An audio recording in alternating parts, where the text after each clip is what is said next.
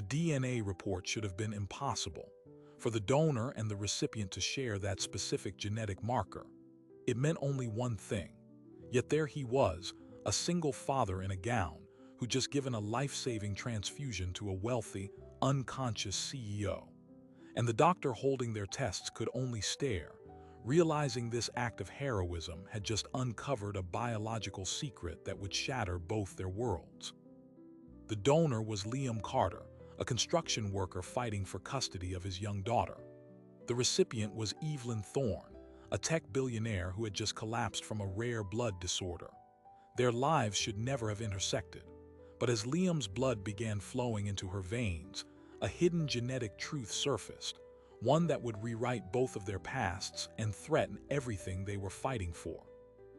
Liam Carter's alarm went off at 4:45 a.m. In a different part of the city, Evelyn Thorne's personal physician was receiving a panicked call. Two worlds, running on completely separate tracks, were about to collide in the sterile light of an emergency room. For Liam, the morning was routine. A quick shower in his small apartment, a check on his daughter Mia still asleep. At 6 years old, she was the center of his universe and the reason for every calloused hand and aching muscle. The custody battle with his ex-wife was entering its third month, a grinding war of home inspections, social worker reports, and legal fees he couldn't afford on a construction foreman's salary. His lawyer's last words echoed, "You need stability, Liam." A judge looks at a single father working 60-hour weeks and sees risk. He dropped Mia at his sister by 6:30, then headed to the site. His world was concrete and steel, the smell of diesel and sawdust. He was good at his job, respected. But it was a world away from the glass towers of the financial district, where Evelyn Thorne was already in her office by 7. Evelyn Thorne, 34, founder and CEO of Ether Innovations. Her company was on the verge of a breakthrough in quantum computing, a valuation in the billions. Her life was board meetings, patent filings, and a ruthless pursuit of perfection that had made her legendary and isolated. Her health was managed by a team of private doctors, a schedule of supplements and screenings, until that morning. It started as dizziness during a video conference with Tokyo, then a crushing fatigue. Her assistant found her slumped over her desk, skin pale, breathing shallow. The diagnosis, when it came at St. Luke's Presbyterian, was swift and severe: aplastic anemia. Her bone marrow had stopped producing blood cells. Her platelet count was dangerously low, her immune system non-existent. Without an immediate transfusion of matched blood, she would bleed internally or succumb to a simple infection within days. The hospital issued a critical appeal. Evelyn's blood type, AB negative, is the rarest, found in less than 1% of the population. The hospital's blood bank had just 2 units. They needed more, and they needed it now. Liam heard the appeal on the truck radio during his lunch break, a public service announcement, stark and urgent, listing the blood type needed. He looked at his hands, stained with dirt. He was AB negative. He'd known since he'd first donated in high school for a free t-shirt. He'd donated regularly ever since, a simple thing he could do, a pint of blood, an hour of his time. It was one of the few ways a man with empty pockets could still feel like he contributed something. He didn't think of the billionaire. He thought of a person somewhere who needed what he had to give. On his way to pick up Mia, he detoured to the hospital. The donation center was a quiet hive of focused activity. The screening was more intense than he remembered. They asked about travel, medications, his health history. They took vials for testing. Standard procedure, the nurse said. They had to ensure safety, both for him and for the recipient in such a critical state. What they didn't tell him was that one of those vials was for an extended HLA compatibility panel. In cases of potential future bone marrow transplant, they start the genetic matching process immediately. Liam lay back in the donation chair, the needle a familiar pinch. As his blood flowed into the bag, he was thinking of Mia, of the court date next week, of the overtime he needed to secure. 45 minutes later, feeling the usual lightheaded fatigue, he accepted a juice box and a cookie. His blood, labeled and rushed to the lab, was irradiated and cross-matched. Within the hour, it was flowing into Evelyn Thorne's veins. In her private suite, monitored by a bank of machines, Evelyn's vital signs began to stabilize. The transfusion was buying time, but her lead hematologist, Dr. Aris Thorne, no relation, was worried. The long-term solution wasn't transfusion. It was a bone marrow transplant, and finding a donor, even with her resources, could take months she didn't have. As a routine part of the post-transfusion workup, he ordered a full genetic panel on the donated blood they just used. He wanted a complete HLA profile of the donor on file to see if by some miracle they'd already found a potential match. The lab processed the sample. The DNA analysis was automated, comparing sequences across dozens of markers. Most were mismatched, as expected, between unrelated individuals. But then the system flagged an anomaly. A specific set of alleles on chromosome 6, a particular HLA haplotype, was an exact match. Not just a close match, an identical one. Dr. Thorne stared at the result on his screen. It was statistically improbable to the point of absurdity for two unrelated people to share this exact combination. There was only one common explanation for such a perfect genetic match in this context. He pulled up the donor's file, seeing the name for the first time: Liam Carter. He then pulled up Evelyn Thorne's private, sealed adoption records, records he had access to only because of a prior medical authorization.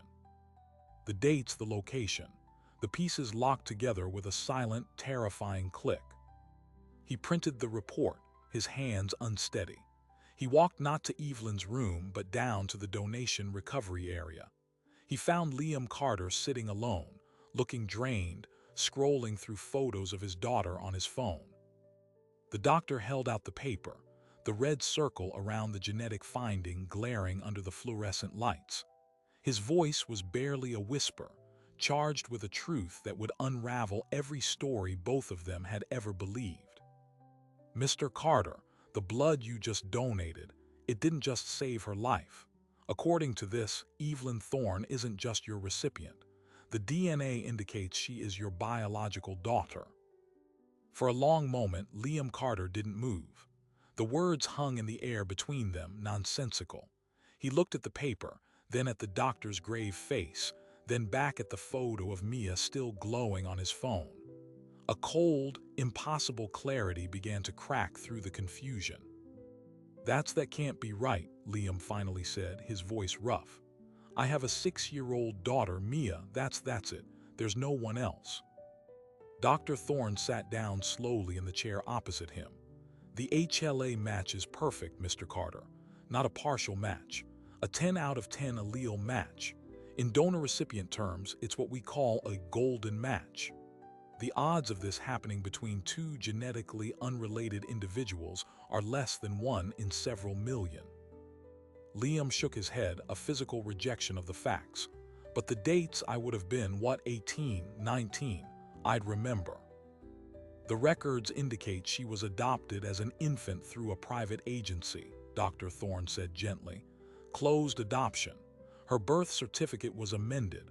Her adoptive parents, the Thornes, no relation to me, were a wealthy couple from the city. They passed away in a plane crash when she was 22. The name Thorne finally registered. The tech billionaire, the person in the luxury suite. A wave of nausea, unrelated to the blood donation, washed over him. "You're telling me that woman upstairs, Evelyn Thorne, is mine?" "Biologically, yes. The DNA doesn't lie, and this changes everything medically." The doctor's tone shifted from revelation to urgency. "Evelyn doesn't just need blood transfusions. She needs a bone marrow transplant to have any chance of long-term survival. Finding a donor can take years, but you," he gestured to the report, "you are genetically the ideal donor, her perfect match. You could save her life, not for a few days, but potentially for good." Liam stood up, the room tilting slightly. He needed air, he needed to think.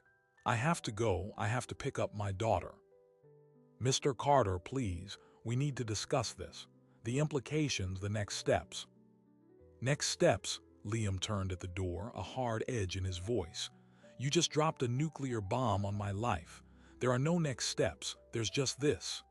He walked out, leaving the doctor holding the fateful report. He drove to his sister's house on autopilot.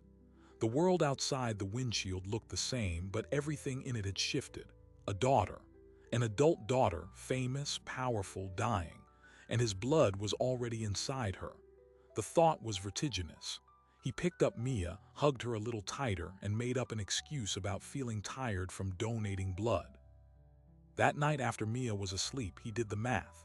19 years ago, he was a freshman in community college working construction in the summer. He dated a girl, Rebecca, for a few months. It was serious, then it was. She moved away suddenly, said she needed a fresh start. He'd been hurt, but life moved on. He never heard from her again. Could it have been? He searched his memory, but it was a fog of youthful emotion. He had no picture of her, no last name he could reliably recall. Meanwhile, in the hospital, Evelyn Thorne was waking up. The transfusion had brought color back to her cheeks, a semblance of strength. Dr. Thorne stood by her bed, the weight of his knowledge a palpable thing. "The donor blood worked beautifully, Evelyn," he began, choosing his words with extreme care. "Your counts are already improving, but we need to talk about the long-term strategy, a transplant." Evelyn, ever the strategist, nodded weakly. "How long to find a donor?" "Ordinarily, we search international registries. It could take months, but something unusual has come up." He showed her the HLA report, pointing to the matching haplotypes. "The donor from today, the one who gave you the blood you're currently using, his tissue typing is a perfect match for you. It's exceptionally rare." Evelyn's sharp eyes scanned the document. She didn't understand all the genetics, but she understood perfect match. And she understood probability. Who is he? Dr. Thorne took a deep breath. "His name is Liam Carter. Before I tell you anything else, you should know that a match this perfect between unrelated people is so statistically unlikely that it typically indicates a close biological relationship." The silence in the room was absolute, broken only by the steady beep of the heart monitor. Evelyn stared at him, processing. She knew she was adopted. It had never been a secret, just a footnote in her history, irrelevant to the empire she'd built. "What are you saying, Aris?" A follow-up paternity test would be definitive, but the initial HLA evidence is strongly suggestive that Liam Carter is your biological father. Evelyn Thorne, who commanded boardrooms and billions, was rendered speechless. A father, a living, breathing father who was, right now, somewhere in the city. A construction worker, the file said. The man whose blood was currently keeping her alive. Her mind, trained to analyze complex systems, immediately saw the cascading implications. Personal, legal, financial, medical. "I want to see him," she said quietly, her CEO demeanor slamming back into place, masking the whirlwind beneath. "He knows. I told him earlier today. He was shocked. He left before we could discuss anything further." "Find him," Evelyn commanded, though from a hospital bed, the command lacked its usual force. "I need to speak with him." The hospital administration was now in a precarious ethical bind. Patient confidentiality prevented them from giving Liam's contact information to Evelyn, but the medical imperative, securing a potential life-saving donor, created immense pressure. The head of the ethics committee was brought in. Their solution was a clumsy compromise. They would reach out to Liam again, not as Evelyn Thorne's representative, but as the medical team treating a patient in desperate need of a marrow donor. The biological connection, they decided, would be treated as a separate, private matter between the two individuals. Liam's phone rang 2 days later. It was Dr. Thorne again. Liam was at a job site, the roar of machinery in the background. "Mr. Carter, we need to speak. It's about the potential bone marrow donation for Evelyn Thorne." Liam walked to a quieter corner, his heart hammering. "I haven't decided anything. I can't process this." "I understand, but time is a factor we don't have. Her body could reject future transfusions. An infection could take hold. The transplant window is narrow. If you are willing, you would be literally saving her life. The procedure for the donor is relatively straightforward, some discomfort but low risk. It wasn't the medical details that concerned Liam. It was the earthquake this had caused in his own life. He'd spent the last 2 nights staring at the ceiling, the words biological father echoing in the dark. He had a child out there, a stranger who shared his DNA, who was a titan of industry. And he had Mia, his everything, whose custody hearing was in 10 days. What would a judge think if they found out he just discovered a secret adult child?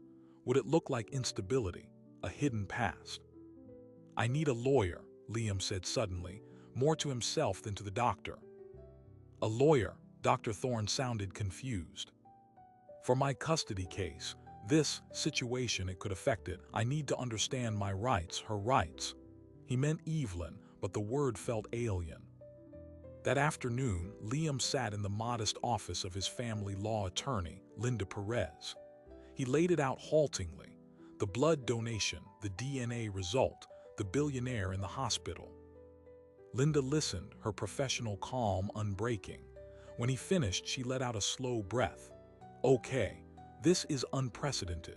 From a family law perspective, the existence of an adult biological child is generally irrelevant to a custody case for a minor child, unless it demonstrates a pattern of deception or instability.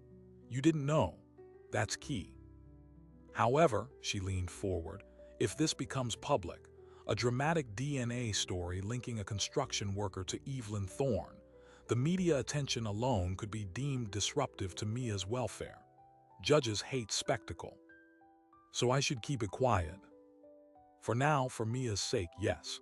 But Liam, there's another side to this. Evelyn Thorne is a person of immense means.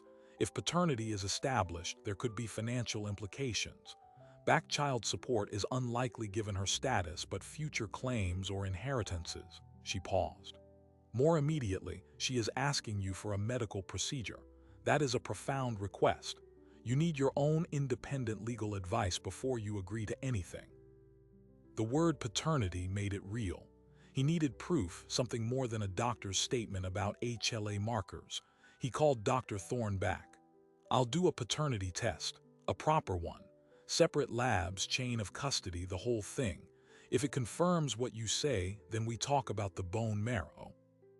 Dr. Thorne agreed immediately. A legal-grade paternity test was arranged with expedited processing. Cheek swabs were taken from Liam and, with her consent, from Evelyn in her hospital room. For 72 hours, the truth was suspended in a laboratory. Evelyn, confined to her bed, used her resources to quietly investigate Liam Carter. Her security team delivered a file: clean criminal record, respected at his union, single father in a custody dispute, financially stretched but solvent. No history of seeking publicity or making claims. He appeared to be exactly what he seemed: a decent man who had walked into a storm. The paternity results came back on a Thursday morning. Probability of paternity, 99.99%. Liam read the report in his kitchen, Mia eating cereal across from him. The finality of the number was a door slamming shut on any doubt. He had 2 daughters. He called Dr. Thorne. "It's confirmed. What happens next?" "Evelyn would like to meet you, before any discussion about donation." The meeting was arranged in a private family conference room at the hospital, not in Evelyn's suite. Neutral ground. Liam arrived first, feeling out of place in his clean work jeans and button-down shirt. When the door opened and a nurse wheeled Evelyn in, he felt the world shrink. She was pale, with an IV pole beside her, but her gaze was fierce, intelligent, assessing. She looked at him, searching for a resemblance. He saw nothing of Mia in her, but he saw his own mother's jawline, the shape of his own eyes looking back at him. "Liam Carter," she said, her voice softer than he expected. Evelyn, he didn't know what else to call her. They sat in a silence that was thick with unasked questions. She spoke first. "Thank you for the blood. They tell me it made the difference." He nodded. "You're welcome." A normal thing to say after a donation, rendered utterly strange by the context. The doctors say you're a match for the transplant, a perfect match. She went straight to the heart of it, no small talk. I need you to understand what that means. Without it, my chances are less than 20% over the next 2 years. With it, they rise to 80% or better. The numbers hung in the air. He was being asked to save a life, not a stranger's life, his daughter's life. I want to say yes, Liam said, his own voice surprising him with its steadiness. But I have a situation. My little girl, Mia, I'm in a custody battle. Her mother is using my work hours, my financial situation against me. If us, becomes a media circus, it could hurt my case. I can't risk losing her. Evelyn listened, her business mind analyzing the problem. I have no interest in a media circus. My privacy is worth more to me than any headline. That can be managed. She paused. As for your custody case, financial stability is a factor, correct? Liam tensed. I'm not asking for money. I'm not offering charity, she replied, a flash of her boardroom steel showing. I'm stating a fact. If a judge has concerns about your ability to provide, those concerns could be alleviated. There are ways to structure support that are not a direct payment, a trust for Mia's education, a retainer for your legal fees. These are transactional solutions to a practical problem. She was treating it like a merger negotiation. Part of him was offended. The other, larger part, the father part, saw a potential path to securing Mia's future. I'd need my lawyer to look at anything. And the donation, it's not a transaction. I wouldn't do it for money. Evelyn met his eyes, and for the first time the CEO mask slipped slightly, revealing the scared young woman underneath. I know. I read your file. You did it because it was right. That's the only reason I'm even having this conversation. So here is the proposal. You agree to be my bone marrow donor. I will ensure through discreet legal channels that your custody case is financially unassailable and that Mia's future is secure. We keep the biological connection entirely private, a confidential medical matter. We get through this. Then we figure out the rest. It was a deal, a life for a life, with a side of financial engineering. It felt cold, but the warmth was there too, in her acknowledgement of his motive, in the unspoken hope for some future relationship. Liam thought of Mia's face. He thought of this pale, brilliant woman who was his flesh and blood, fighting for her life. Okay, he said, the word feeling monumental. Okay, I'll do it. Relief washed over Evelyn's features. Dr. Thorne, who had been waiting outside, was called in. Plans began to form immediately. The transplant process would take weeks. Liam would need a full medical workup. Stem cells would be harvested from his blood in a process called apheresis. As Liam left the hospital, a weight felt simultaneously lifted and added. He had made a decision that could save a life and protect his daughter. He called Linda Perez. We need to draw up some agreements, and we need to move fast. The medical timeline is tight. But as Liam began the preliminary medical tests, a new variable entered the equation. Evelyn's condition, stable for a few days, began to falter. A fever spiked. Tests confirmed a fungal infection, a deadly risk for someone with no immune system. She was moved to the intensive care unit. The transplant timeline, once a matter of weeks, was now a race against hours. Dr. Thorne called Liam, his voice strained. We need to accelerate everything. The infection is aggressive. We need to harvest your cells as soon as humanly possible. We're scheduling the apheresis for tomorrow morning. But Liam, there's another complication. Liam's grip tightened on the phone. What now? The medication we give donors to boost stem cell production. It can cause severe flu-like symptoms, bone pain, fatigue. It can leave you debilitated for days. Your custody hearing is the day after tomorrow. The ground fell away. The hearing he had been preparing for months. The judgment on his fitness as a father. He would have to walk into that courtroom exhausted, in pain, potentially looking ill. His ex-wife's lawyer would pounce. All the financial security in the world wouldn't matter if he appeared unable to care for his child at that very moment. He was trapped in an impossible vice: save one daughter and potentially lose the other.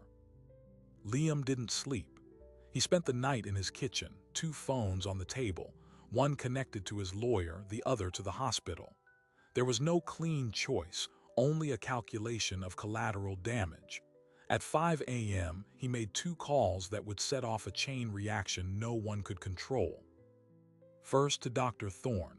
"Schedule the procedure. I'll be there in 2 hours." His voice was flat, resigned to the physical toll. Then to Linda Perez. "The medical procedure is happening this morning. I'll be in no shape for court tomorrow. We need to request an emergency continuance." Linda was already at her computer. "On what grounds? A judge will want specifics. Medical procedure is too vague. They'll demand details, and if we don't provide, they'll deny it and rule in your absence." "Then we give them a detail," Liam said, a plan forming in his exhausted mind. "We tell them I'm undergoing an urgent, voluntary surgical procedure to donate life-saving tissue to a relative. It's the truth, just not the whole truth." It was a risk. Disclosing a relative would raise questions, but it was legally defensible and ethically sound. Linda filed the motion, attaching a brief letter from Dr. Thorne confirming the medical necessity and timing. At the hospital, Liam was prepped for apheresis. He received injections of a drug called filgrastim, which would push his bone marrow to overproduce stem cells and release them into his bloodstream.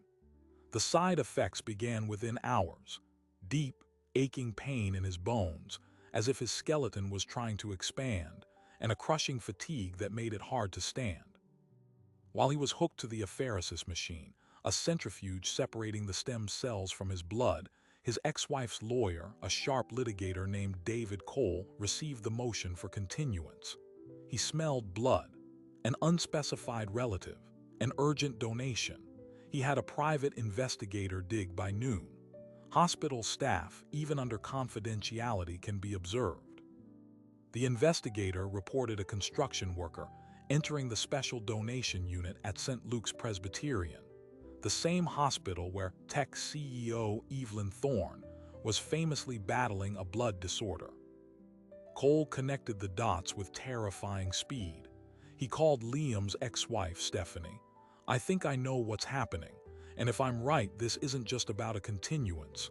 This could be about millions." They decided to ambush. Instead of opposing the continuance, they would appear in court the next day as scheduled, arguing that Liam's absence was telling and hinting at larger, undisclosed financial motives. At the same time, in the ICU, Evelyn received Liam's harvested stem cells. The transplant itself was anticlimactic, a bag of clear fluid infused into her IV line. But the real battle was just beginning. Her body could reject the graft, or the graft could attack her body, a condition called graft versus host disease. She was now a chimera, her immune system a fusion of her own and her father's. Liam, discharged but feeling like he'd been hit by a truck, went home to Mia. He had one day before the rescheduled hearing to recover, but the bone pain was relentless. He tried to play with her, but winced with every movement. The next morning, he forced himself into a suit and walked into the family courthouse, leaning slightly on Linda Perez. He looked pale, sweaty. Stephanie and David Cole were already there, confident. The hearing began routinely, but Cole quickly pivoted. "Your Honor, we do not oppose the continuance request, but we are deeply concerned about the context. My client's ex-husband is involved in a secretive medical procedure with a billionaire patient. This isn't simple charity. We believe Mr. Carter is withholding material information about a sudden change in his financial circumstances, which directly impacts the child's best interests." The judge, an older woman named Judge Ramirez, frowned. "Mr. Cole, that's a serious allegation. Mr. Carter, can you explain the nature of this medical donation?" Liam stood, gripping the table for stability. "Your Honor, I donated peripheral blood stem cells to a relative who was dying. I was asked to keep the details confidential for their privacy. That's all." "A relative," Cole pounced. Would that relative be Evelyn Thorne, the CEO currently at St. Luke? The courtroom went still. Liam felt the trap snap shut. Linda stood. Objection, relevance. The medical details of a third party are not pertinent to custody. Judge Ramirez held up a hand. I'll allow it. Mr. Carter, is Evelyn Thorne the relative in question? Liam knew lying now would be catastrophic. Yes, Your Honor. A murmur ran through the room. Cole pressed his advantage. Your Honor, Evelyn Thorne is worth an estimated $2.3 billion. A man doesn't undergo a painful medical procedure for a stranger billionaire out of simple altruism. We believe a financial arrangement exists. Mr. Carter's sudden ability to retain new counsel and his mention of a trust for the child indicate a windfall he is not disclosing. This lack of transparency is alarming. It was a masterful play. Cole had taken the truth and spun it into a narrative of hidden greed. Liam's virtue had been weaponized against him. Judge Ramirez fixed Liam with a stern gaze. Mr. Carter, I'm ordering a full financial disclosure by end of day tomorrow, including any agreements, promises, or trusts established in the last 30 days. Failure to comply will result in an adverse inference. We will reconvene at 9 a.m. Friday to discuss this. Custody is adjourned. Liam walked out of the courtroom, the legal and physical pain merging into a single roar of failure. The very privacy he and Evelyn sought was now the basis for suspicion. He drove to the hospital, not to see Evelyn, but to see Dr. Thorne. He needed a medical note, something to prove the necessity and altruistic nature of the donation.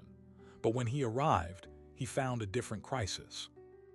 Evelyn had spiked a fever. Her new, fledgling immune system was reacting violently. Tests were underway to determine if it was an infection, graft rejection, or the dreaded graft-versus-host disease. She was isolated, her condition critical once more. Dr. Thorne, bags under his eyes, explained to Liam in a quiet hallway. Her body is at war with itself. We're pumping her with immunosuppressants and antibiotics. It's a tightrope. The next 48 hours are critical. Liam felt helpless. He had given his cells, endured the pain, jeopardized his custody case, and it might still not be enough. Then his phone buzzed, a notification from a news alert. The headline made his blood run cold. Billionaire's mystery donor, construction worker father.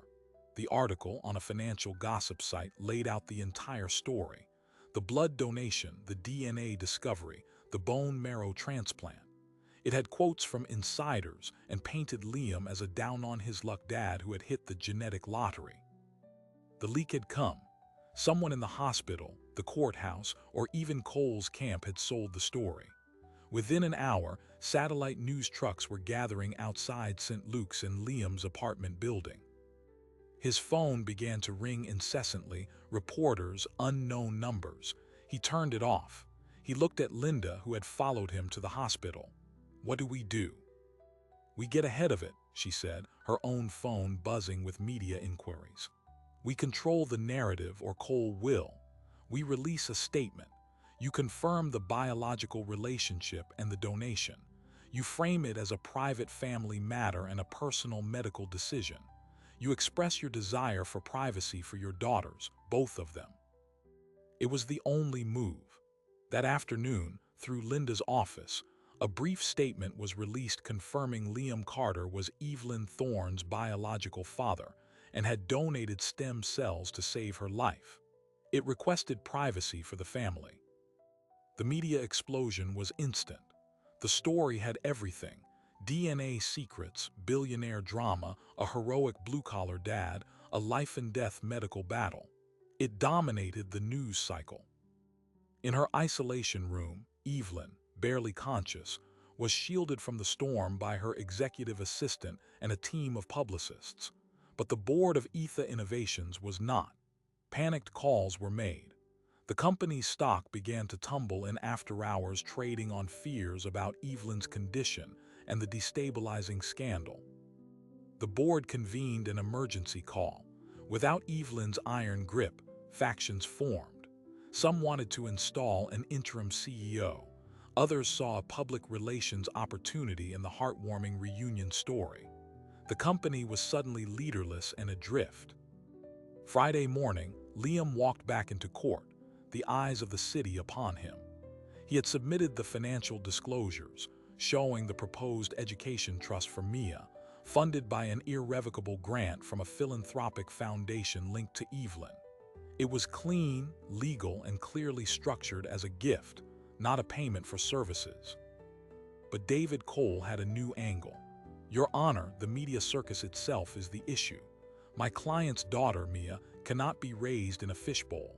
The relentless attention, the photographers outside their home, this is harmful. Mr. Carter, by involving himself with a celebrity figure, has knowingly brought this disruption into the child's life. He has prioritized this new, dramatic relationship over Mia's stability. It was a devastating argument. Liam could see Judge Ramirez considering it. The privacy was already gone. The disruption was real. Just as Judge Ramirez was about to speak, the courtroom door opened. A woman in a sleek suit, wearing a hospital ID bracelet under her blazer, walked in slowly, leaning on a cane. It was Evelyn Thorne. Every head turned. She was pale, thin, but her presence was electric. She had discharged herself against medical advice. Your Honor, she said, her voice clear but weary. I apologize for the interruption. My name is Evelyn Thorne. I am the recipient of Liam Carter's donation, and I am the cause of this media attention.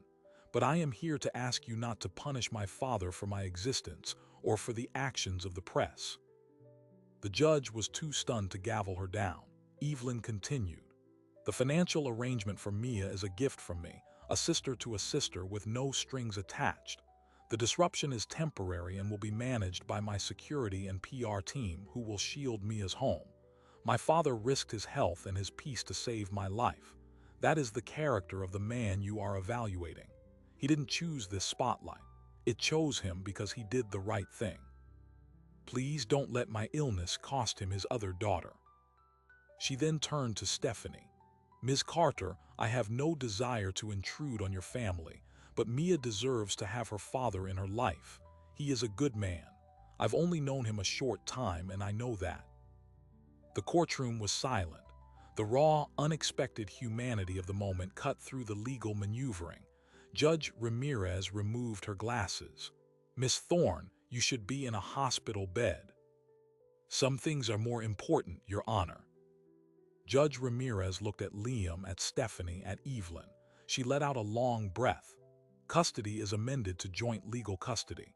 Primary physical residence remains with the mother, given the established routine. Mr. Carter is awarded expanded visitation, every weekend, one weeknight, and alternating holidays. The financial trust for the child's education is approved, and I am ordering a 6-month review. By then, Miss Thorne, I expect you to have your security situation resolved and the media attention dissipated. This court is adjourned. It was a compromise, but a lifeline. Liam hadn't lost Mia. He turned to Evelyn, who gave him a faint, exhausted smile before her knees buckled. A court officer caught her as she fainted. The image, captured by a sketch artist and later described in news reports, became iconic. The billionaire daughter collapsing after defending the father who saved her. An ambulance took Evelyn back to the hospital. Liam left with visitation rights intact, but the victory felt fragile, bought with Evelyn's last ounce of strength. As he drove to pick up Mia for his first court-ordered weekend, the news cycled to a fresh crisis. Etha Innovations stock had plunged 12%. A major investor was publicly calling for Evelyn to step down permanently, citing her health and the soap opera surrounding the company. The medical battle was ongoing. The custody war was in a tense détente. And now, the empire Evelyn had built was under siege. Saving her life might have cost her everything else. Evelyn Thorne woke up 3 days later back in the ICU. The world had kept spinning without her. Her company was in freefall, her body was a battlefield, and the father she'd just met was at her bedside, holding her hand. The fight to survive was over. The fight to live was just beginning. The graft versus host disease had been severe but treatable. Powerful immunosuppressants had quieted the rebellion in her bloodstream. She was weak, vulnerable to infection, but the transplanted stem cells, Liam's cells, were now firmly engrafted in her bone marrow, beginning their work of building a new, healthy immune system. Dr. Thorne called it a qualified success. She would live. But the cost was everywhere. Liam was there most days after his shifts or after dropping Mia at school. They didn't talk much at first. The courtroom speech had drained their reservoirs of big declarations. Instead, he'd bring a newspaper, read her the headlines about something other than themselves. She'd watch him, this quiet, solid man who was her father, trying to fit the shape of him into the empty space she'd never acknowledged. Her assistant brought the company reports to the hospital. Etha's stock had stabilized but was down 20%. The board was in open revolt. A faction led by the lead investor, a venture capitalist named Robert Vance, was drafting a proposal to vote her out, citing health concerns and ongoing distractions. Her life's work was being dismantled by spreadsheet warriors in conference rooms. One afternoon, as Liam was leaving, she stopped him. "I need a favor, not a medical one, a practical one." "Name it," he said, without hesitation. "I need to get out of here for a few hours. I need to go to the office." Dr. Thorne was violently opposed. It was insane, he said. She was immunocompromised. The risk of infection was enormous. But Evelyn had the stubborn fire back in her eyes. "If I don't go, there won't be a company to go back to. That stress will kill me faster than a cold." Liam saw the logic. He also saw the fear underneath the steel. He became her accomplice. He procured a high-grade filtration mask, a sanitized coat, and gloves. He coordinated with her head of security to clear a private elevator and a corridor. 3 weeks after her transplant, Evelyn Thorne, pale and leaning on Liam's arm, walked into the boardroom of Etha Innovations. The board members, mid-argument, fell silent. Robert Vance recovered first. "Evelyn, we weren't expecting you," the doctors said. "The doctors work for me," she interrupted, her voice soft but cutting. "Sit down, Robert." She didn't take her seat at the head of the table. She remained standing, Liam a silent pillar beside her. "I've read the proposals. You want to install an interim CEO. You think I'm diminished, distracted. Let me be perfectly clear." She took a slow breath, gathering strength. "The last month has given me a clarity I never had before. I was building a machine, a beautiful, powerful machine, but I was the only one who knew how to run it. That was a failure of leadership, not of health." She laid out a new plan, not a fight for control, but a redesign. She proposed promoting her chief technology officer to co-CEO, handling daily operations, while she transitioned to the role of executive chair, focusing on long-term strategy and the next breakthrough. It was a graceful, strategic retreat that secured her legacy and the company's future. She framed it not as a weakness, but as the ultimate scaling strategy. Robert Vance, seeing the united front of the executive team behind her, backed down. The coup was over. The stock ticker began to climb the next morning. After the meeting in her private office, she finally sank into a chair, exhausted. "Thank you," she said to Liam, "for the arm, and for not telling me it was a stupid idea." "It was a stupid idea," Liam said, a small smile touching his lips. "But it was your stupid idea. I've learned not to get in the way of those." It was the beginning of a new understanding. They weren't parent and child in any traditional sense. They were two adults, forged in separate fires, who now shared a fundamental bond. They started having dinner once a week when Evelyn was strong enough. Simple meals. He told her about his work, about Mia's soccer games. She told him about quantum algorithms, about the pressure of building something from nothing. They were slowly assembling a shared history, piece by piece. Liam's life found a new rhythm. The expanded visitation with Mia was working. The media storm, as Judge Ramirez predicted, subsided, chased away by the next scandal. The education trust for Mia was established, a burden of worry lifted from his shoulders. He didn't touch the principal. It was for her future, not his present. He kept working construction, but he took a foreman position with more regular hours. 6 months after the transplant, Evelyn's blood counts were normal. She was declared in full remission. To mark the occasion, she asked Liam and Mia to her home, a modern glass house overlooking the city. Mia, initially shy, was fascinated by the smart house technology and the panoramic views.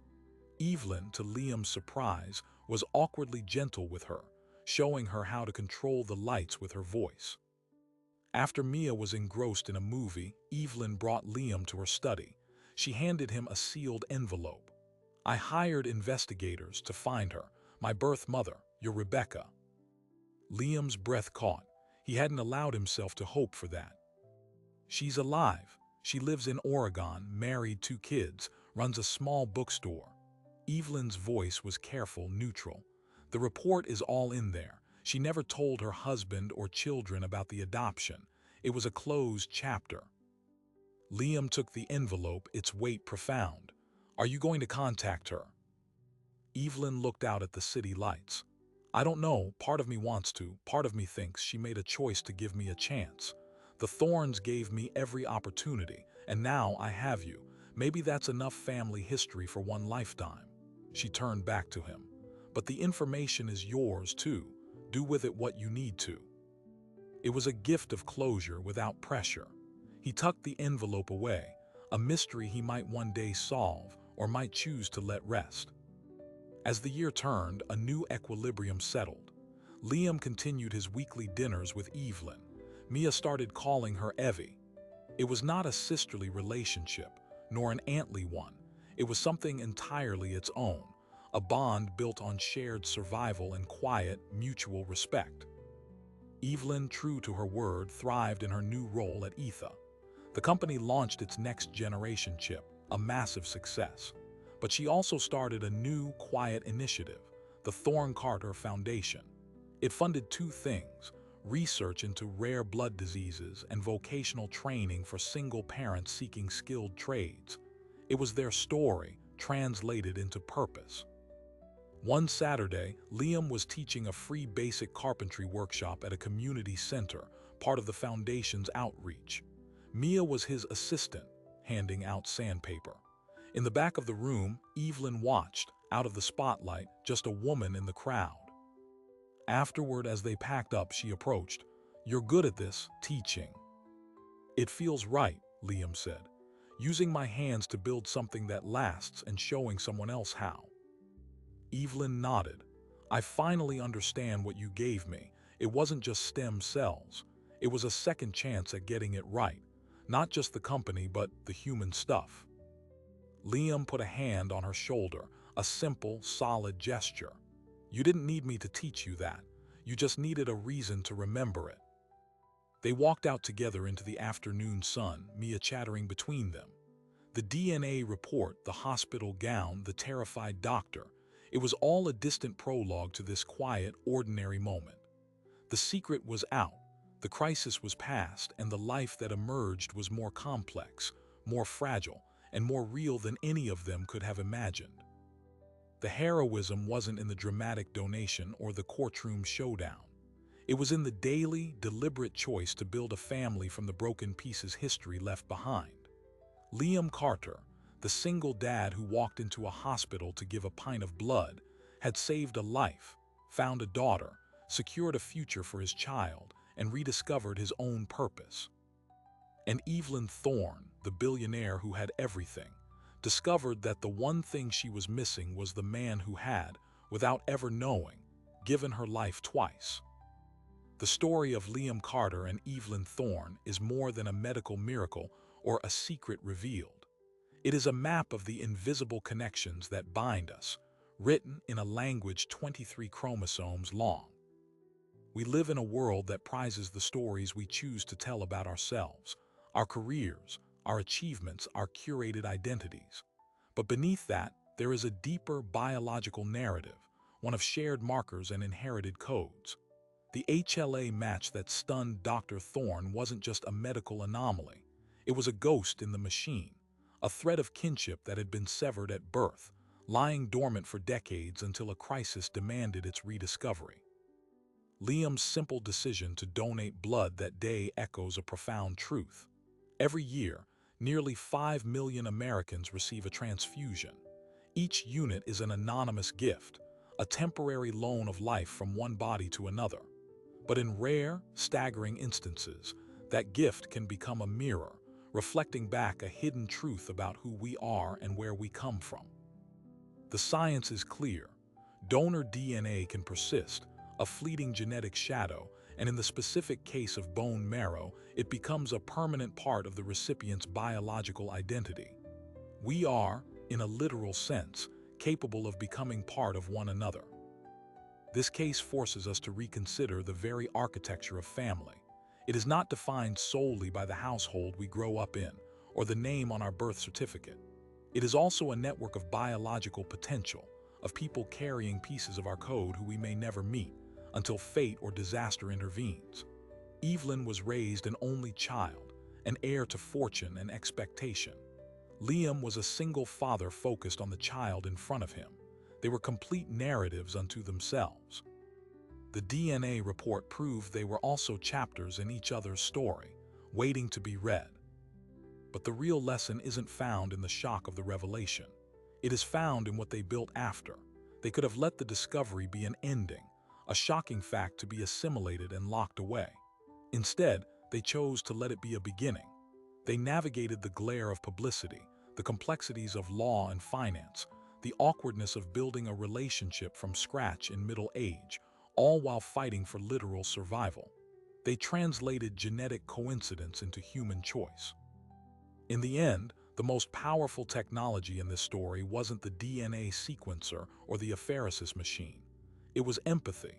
It was Liam seeing past the billionaire to the dying woman, and Evelyn seeing past the construction worker to the father who showed up. It was the understanding that every person is a story interrupted, a mystery partially solved, and a connection waiting to be made. Their journey reminds us that heroism is often quiet.